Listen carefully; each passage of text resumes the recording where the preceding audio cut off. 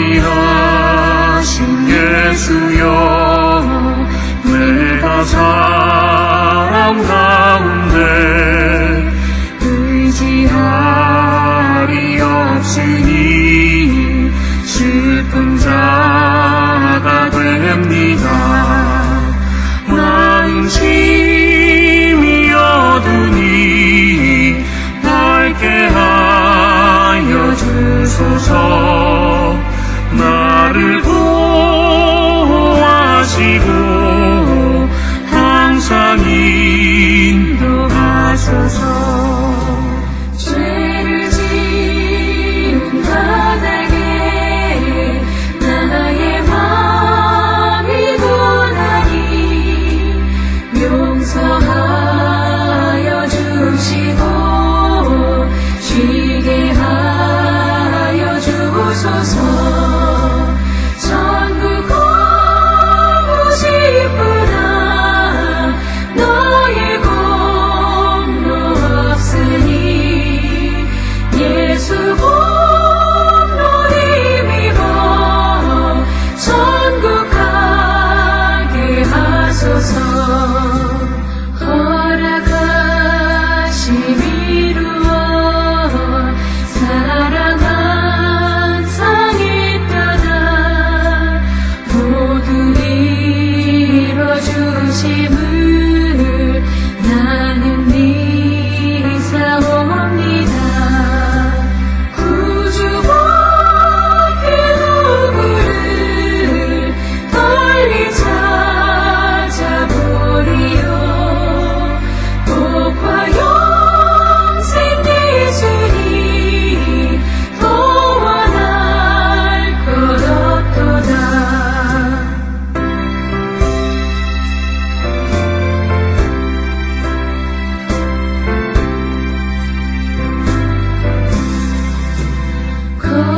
거룩하신 구주여, 이로 날 사셨으니 어찌 감사하온지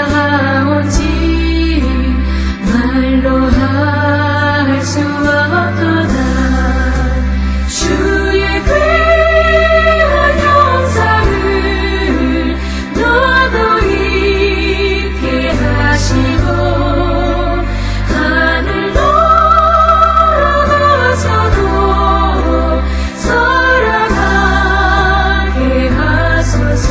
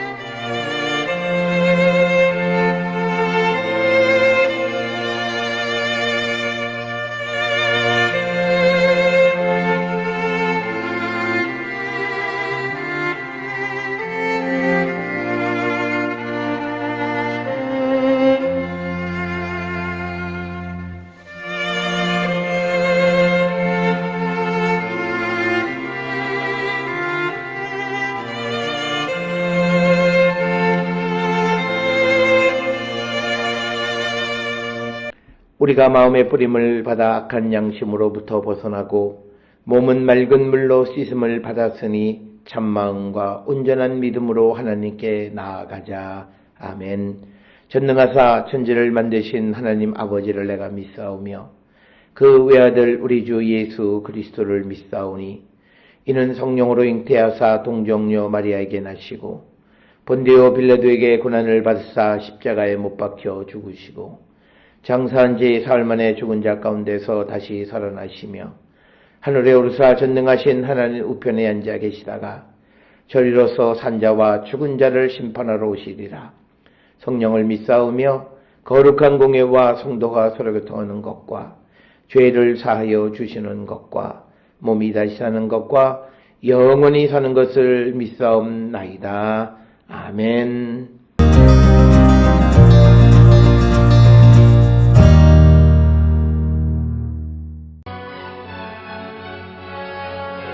너희가 내 규례와 계명을 준행하면 내가 너희에게 철따라 비를 주리니 땅은 그 산물을 내고 밭의 나무는 열매를 맺으리라. 너희의 타작은 포도를 딸 때까지 미치며 너희의 포도 따는 것은 파종할 때까지 미치리니 너희가 음식을 배불리 먹고 너희의 땅에 안전하게 거주하리라.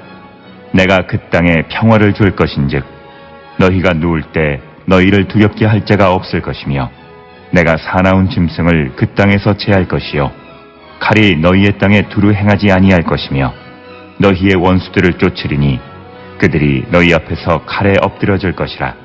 또 너희 다섯이 백을 쫓고 너희 백이 만을 쫓으리니 너희 대적들이 너희 앞에서 칼에 엎드러질 것이며 내가 너희를 돌보아 너희를 번성하게 하고 너희를 장대하게 할 것이며 내가 너희와 함께한 내 언약을 이행하리라.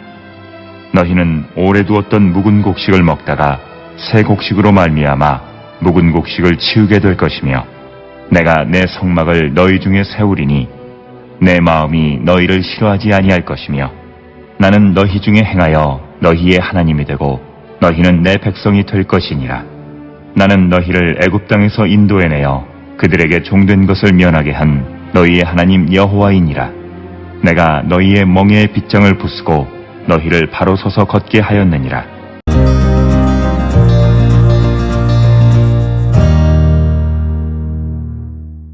오늘 우리가 함께 읽은 레위기 26장 3절로부터 13절에 있는 말씀은 순종하는 자에게 주시는 하나님의 축복의 내용이 기록이 되어 있습니다.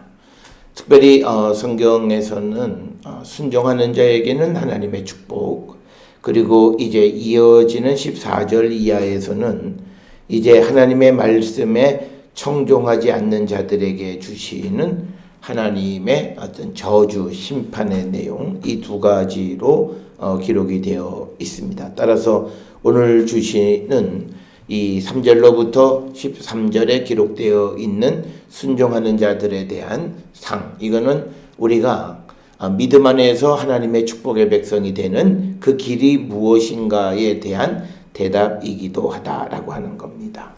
따라서 오늘 주시는 3절에 그 전체 이 조건은 너희가 내 규례와 계명을 준행하면 이렇게 기록이 되어 있고, 그래서 이것은 이제 이어지는 13절까지의 그 하나님의 축복의 내용이 기록이 되어 있고, 이어지는 이제 14절에서 그러나 너희가 내게 청종하지 아니하여 이 모든 명령을 준행하지 아니하며라고 하는 말씀으로부터 시작을 해서 이제 반대 저주의 상황에 대해서 설명을 하고 있습니다. 따라서 오늘 주시는 본문의 말씀의 핵심은 계명을 준행하면이라고 하는 것. 그래서 하나님의 말씀을 듣고 지키고 행하는 것이 성도들의 삶에 얼마나 중요한가라고 하는 것을 우리에게 보여주는 그런 말씀이 되겠습니다. 이처럼 하나님의 규례와 계명을 준행할 때 주시는 복은 첫째 4절에 보면 이제 그 철 따라 비를 주시리니 땅은 그 산물을 내고 밭의 나무는 열매를 맺게 될 것이다 라고 하는 겁니다. 즉 풍부한 비가 농산물 수확에 절대적인 영향을 끼치기 때문에 하나님께서 때에 따라 철 따라로 기록이 되어 있는 이것을 직역하면 때에 따라라고 하는 겁니다. 그래서 때에 따라 비를 주신다. 그래서 여기에서는 비를 주관하시는 분이 하나님이시지 지금 이스라엘 백성들이 가나안에 들어와서 섬기는 바알신이 아니다라고 하는 것. 그래서 하나님께서 규례와 계명을 준행하는 자들에게 비를 주시면 그 결과로 땅은 산물을 내고 밭에 나무는 열매를 맺게 될 것이다. 이렇게 기록이 되어 있습니다. 오늘 주시는 본문에 밭이라고 번역되어 있는 사대, 들판의 나무들은 열매를 맺을 것이다. 이렇게 우리가 번역할 수 있습니다. 그러면서 5절에 너희의 타작은 포도 딸 때까지 미치며 너희의 포도 따는 것은 파종할 때까지 미치리니 너희가 음식을 배불리 먹고 너희 땅에 안전하게 거주하리라. 그래서 5절에 주시는 본문의 말씀은 아모스 9장 13절에 주시는 풍요의 축복과도 맥을 같이 하는 것인데, 즉 뭐냐면 농산물을 수확하는 것이 끊어지지 않을 것이다, 그치지 않을 것이다 라고 하는 표현이 5절에 포도 딸 때까지 타작이 이어지고, 또 포도 따는 것은 파종할 때, 다른 걸 심을 때까지 계속 이어져서 이스라엘은 음식을 배불리 먹고 그 땅에 안전하게 거주하리라. 5절에 주시는 음식을 배불리 먹고 너희 땅에 안전히 거주한다라고 하는 이 말씀은, 특별히 이스라엘은 출애굽의 상황, 광야의 생활과 비교했을 때 광야의 생활보다도 훨씬 더 풍요롭게 먹고 그리고 그 땅에 안전하게 거하게 될 것이다, 이런 약속을 주시는 거고, 특별히 6절에서는 이제 하나님께서 그 규례와 계명을 지키는 자들에게 평화를 줄 것이다 라고 하는 겁니다. 특별히 여기에서 이야기하는 평화, 샬롬이라고 하는 말은 우리가 그저 피스로 번역이 되지만, 그러나 시브리어 동사 살람이라고 하는 이 동사의 의미는 결국은 완전하게 하다, 무엇이 컴플리트, 끝나다, 이런 뜻입니다. 그래서 이 샬롬이라고 하는 말은 온전한 이런 것. 그래서 하나님께서 그 땅에 평화를 줄 것이다라고, 부족함이 없게 하실 것이다. 그래서 너희가 누울 때 너희를 두렵게 할 자가 없을 것이고 내가 사나운 짐승을 그 땅에서 제할 것이요 칼이 너희 땅에 두루 행하지 아니야, 전쟁도 없게 할 것이고, 7절에서는 너희의 원수들을 쫓으리니 그들이 너희 앞에서 칼에 엎드러질 것이다, 이렇게 말씀을 하고 있고, 8절에 또 너희 다섯이 백을 쫓고 너희 백이 만을 쫓으리니 너희 대적들이 너희 앞에서 칼에 엎드러질 것이다. 즉 원수의 공격이나 이런 것으로부터 아무런 영향을 받지 않게 될 것이다 라고 하는 말씀이 되겠습니다. 그래서 오늘 주시는 본문의 말씀에서 하나님의 말씀을 듣고 순종하는 자들, 그 규례를 따르는 자들에게 주시는 두 번째 축복이 6절로부터 8절에 기록되어 있는 그 땅의 평화, 온전함을 주실 것이다 라고 하는 것이고, 그 다음에 이제 9절에 내가 너희를 돌보아 너희를 번성하게 하고 너희를 창대하게 할 것이며 내가 너희와 함께한 내 언약을 이행할 것이다. 그래서 하나님께서 이제 이스라엘을 번성하게, 그리고 그들을 창대하게 하며 그리고 언약을 이행해 주실 것이다. 그래서 10절에는 너희는 오래 두었던 묵은 곡식을 먹다가 이제 하나님이 주시는 새 곡식으로 말미암아 묵은 곡식을 치우게 될 것이다. 그래서 하나님이 약속을 지켜주심으로 풍요로움을 누리는 자들이 될 것이다 라고 하는 그런 말씀이 되겠고, 특별히 11절에서 하나님의 규례, 하나님의 명령을 듣고 지키는 자들에게 주시는 것은 11절 내가 내 성막을 너희 중에 세울 것이다. 이 말씀은 뭐냐면 하나님께서 이스라엘의 이 진중에 성막을 세운다라고 하는 것은 하나님께서 이스라엘과 동행하시겠다라고 하는 그런 의미가 오늘 주시는 이 11절의 성막 중에 내 성막을 너희 중에 세울 것이다 라고 하는 그 말씀이 되겠고, 내 마음이 너희를 싫어하지 아니할 것이다. 또 나는 너희 중에 행하여 너희 하나님이 되고 너희는 내 백성이 되리라. 특별히 이스라엘과 하나님 사이의 언약의 가장 중요한 것은 하나님과 이스라엘의 관계인데, 하나님은 이스라엘의 하나님, 그리고 이스라엘은 하나님의 백성이 되게 하실 것이다 라고 하는, 이것이 하나님이 이스라엘에게 주시는 축복의 말씀이다 라고 하는 거고, 이런 내용은 우리가 잘 아는 출애굽기 19장에서도 발견이 되어지면서 이제 13절에서 강조하는 것은 이제 하나님이 누구시냐라고 하는 겁니다. 특별히 이 13절에서 강조하는 하나님은 이스라엘을 애굽 땅에서 인도하여 내서 그들을 종되었던 것에서부터 면하게 해주신 분이시다. 그리고 또 하나님 여호와이니 내가 너희의 멍에의 빗장을 부수고 너희를 바로 서서 걷게 하신 분이 하나님이시다. 그래서 이 말은 바로 나의 말, 나의 규례를 행하는 자가 되어서 내가 주는 축복의 백성이 되라 라고 하는 것을 강조하는 그런 말씀이 되겠습니다.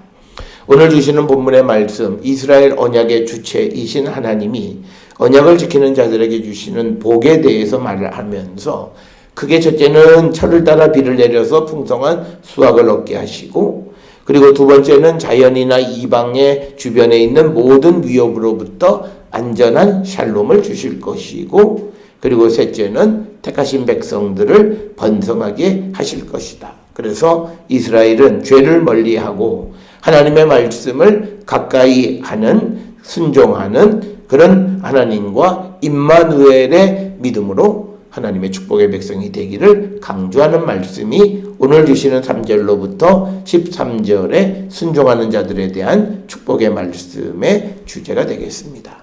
사랑하는 성도 여러분, 우리가 하나님과 화평한 관계, 하나님과 함께하는 관계를 가질 수 있는 지름길은 하나님의 말씀을 듣고 순종하는 것입니다. 순종의 열매를 맺는 우리 모든 성도들이 될 수 있기를 주의 이름으로 축원합니다. 기도하시겠습니다. 사랑과 은혜가 충만하신 아버지 하나님, 우리의 삶을 돌아봅니다. 하나님의 말씀에 순종하는 자가 되어서 하나님이 주시는 축복을 누리는 자 되게 인도하여 주시옵소서. 예수님의 이름으로 기도드렸사옵나이다. 아멘.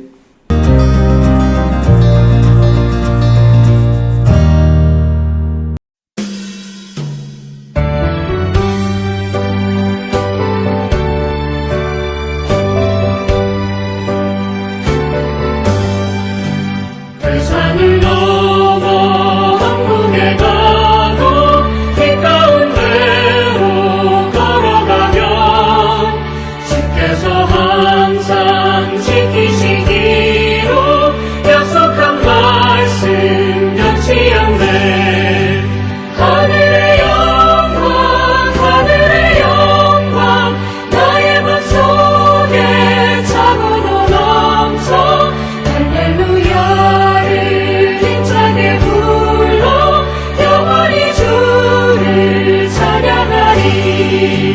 캄캄한 밤에 다닐지라도 주께서 나의 길 그시고 나에게 밝은 빛이 되시니 길 잃어버릴 염려 없네. 하늘의 영광 나의 맘속에 차고도 넘쳐 할렐루야를 힘차게 불러 영원히 주를 찬양하리.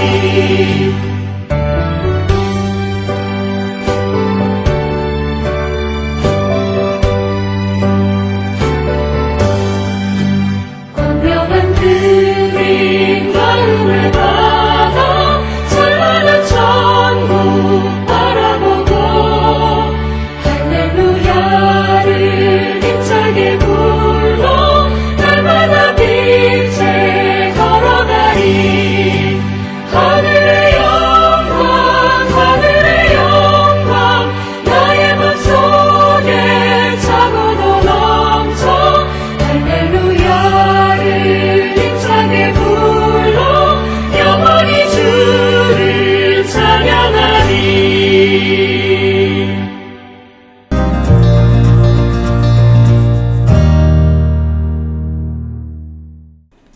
기도하시겠습니다. 이제는 우리 주 예수 그리스도의 은혜와 하나님 아버지의 무한하신 사랑과 성령의 위로 역사 교통하심이 하나님의 말씀에 순종함으로 축복의 백성이 되기를 결단하며 세상을 향해 나가는 우리 모든 성도들 머리 위에 지금으로부터 영원토록 함께 할지어다. 아멘.